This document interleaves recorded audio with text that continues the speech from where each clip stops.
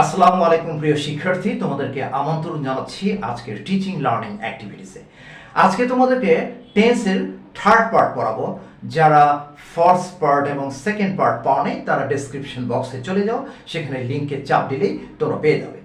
তো শুরু করছি আজকের আলোচনা, প্রেজেন্ট পারফেক্ট টেন্স।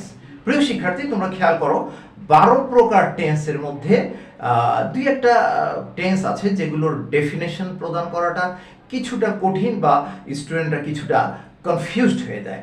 তাদের মধ্যে প্রেজেন্ট পারফেক্ট টেন্স কিছুটা কনফিউশন তৈরি করে, তবে চিন্তার কোনো কারণ নেই, আমি বিষয়টা একেবারে জলের মতো পরিষ্কার করে দেব। সেজন্য সম্পূর্ণ ক্লাসটা মনোযোগ দিয়ে শুনতে হবে। তো বই পুস্তকে জেনারেলি লেখা আছে বর্তমানে যে কাজ এই মাত্র শেষ হয়েছে কিন্তু উহার ফল এখনো বিদ্যমান রয়েছে তাকে প্রেজেন্ট পারফেক্ট টেন্স বলা হয়। তো বাক্যটি দুই ভাগে ভাগ হয়ে গেছে, কিন্তুর আগে একটা অংশ, কিন্তুর পরের একটা অংশ। কিন্তুর আগের অংশটা কিন্তু মোটামুটি বোঝা যাচ্ছে, কিন্তুর পরের অংশটাই কিন্তু অর্থাৎ কিছুটা জটিলতা সৃষ্টি করছে। কারণ কোনো শিক্ষার্থী আমাকে প্রশ্ন করেছে, আমি ভাত খেয়েছি, এটার ফল 1 ঘন্টাও থাকতে পারে, 2 ঘন্টাও থাকতে পারে, 4 ঘন্টাও থাকতে পারে, অর্থাৎ পেট ভরা থাকতে পারে। তো আরেকজন বলেছে যে আমি একজনকে রাগের মাথায় চড় দিয়েছি, এটার ফলাফল তো 20 বছরও থাকতে পারে, 20 বছর পর তো সে প্রতিশোধ নিতে পারে। তাহলে এগুলো প্রেজেন্ট পারফেক্ট টেন্স কিভাবে হলো? তো যাই হোক, এই ব্যাপারগুলো নিয়ে যারা খুব কনফিউশনে আছো তাদের জন্য আমি আরেকটু ইজি করে বোঝানোর চেষ্টা করছি। সেটা হচ্ছে যে বাংলা ক্রিয়াপদ থেকে বোঝার চেষ্টা করো। যেমন আমি এখন কিছু ক্রিয়া তোমাদের সামনে উপস্থাপন করছি, যেমন বলেছি, বলেছ, বলেছেন, ধরেছি, ধরেছ, ধরেছেন, করেছি, করেছ, করেছেন, চেয়েছি, চেয়েছ, চেয়েছেন। তো এই যে ক্রিয়াপদ, এরকম অসংখ্য ক্রিয়াপদ রয়েছে, কিন্তু ধরনটা তো এরকমই। তো এই ধরনের ক্রিয়াপদ পেলে তোমরা বুঝে যাবে এগুলো প্রেজেন্ট পারফেক্ট টেন্স। তোমাদের কি কষ্ট হচ্ছে? বুঝতে যদি প্রবলেম হয়, না হয় আরেকটা সহজ উপায় আমার কাছে আছে, সেটা দিয়ে দিচ্ছি। সেটা হচ্ছে ক্রিয়াপদের শেষে উচ্চারণ, 3-4টি উচ্চারণ আছে, যেমন এছি, এছো, এছেন। আরেকটা উচ্চারণ আছে এছিস, যদি কাউকে তুই করে বলা হয় সেক্ষেত্রে কিন্তু এছিস একটা উচ্চারণ পাওয়া যায়। কি করেছিস, কোথায় গিয়েছিস। তো আমি ক্রিয়াপদের সাথে উচ্চারণগুলো মেলানোর চেষ্টা করেছি।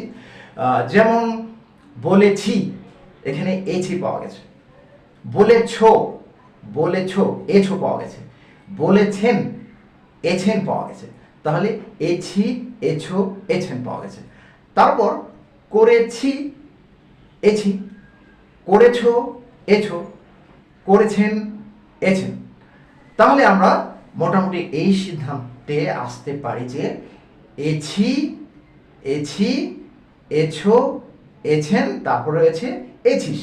এই 4 ধরনের উচ্চারণ বাংলা ক্রিয়াপদের শেষে যদি আমরা পেয়ে যাই তাহলে বুঝে যাব এটা প্রেজেন্ট পারফেক্ট টেন্স।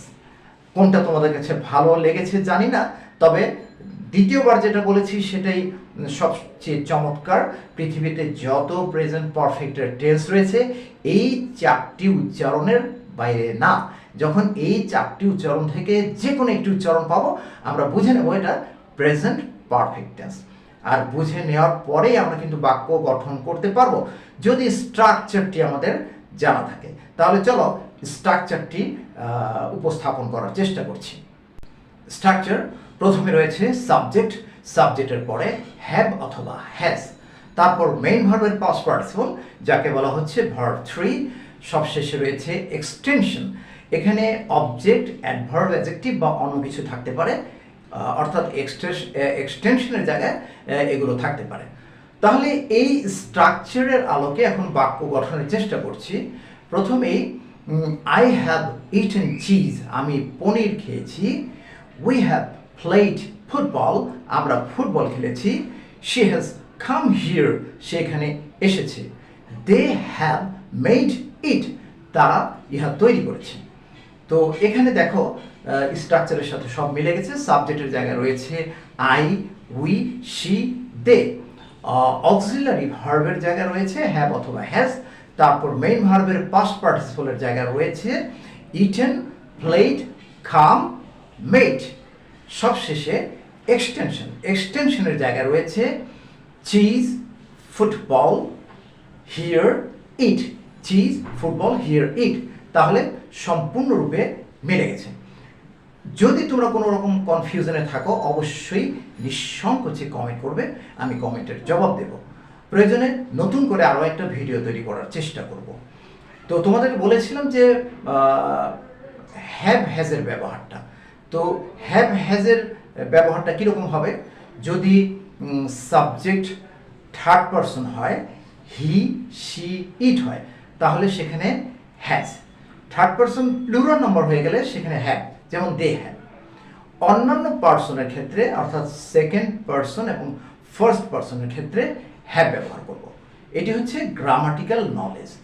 যদি এই নলেজটি কোনো কারণে তোমরা ভুলে যাও তাহলে আরও একটা ওয়ে তোমাদের জন্য অপেক্ষা করছে, সেটি হচ্ছে যে I, we, they, I, we, they এগুলোর পরে আমরা হ্যাভ বসাবো, আর হি, শি, ইটের পরে কি বসাবো?